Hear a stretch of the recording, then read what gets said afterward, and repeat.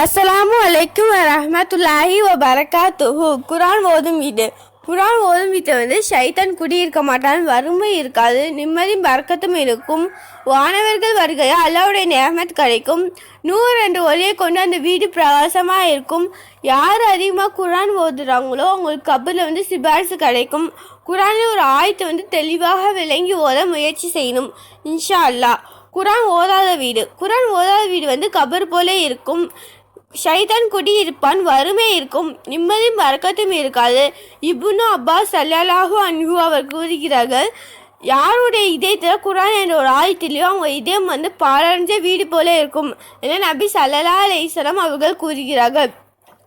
இப்னு Umar ரலியல்லாஹு அன்ஹு அவர்கள் கூறுகிறார்கள், இரும்புல தண்ணி பட்டால் எப்படி திருப்பிடிக்குமோ அது போல் நம்ம இதயமும் திருப்பிடிக்கும்.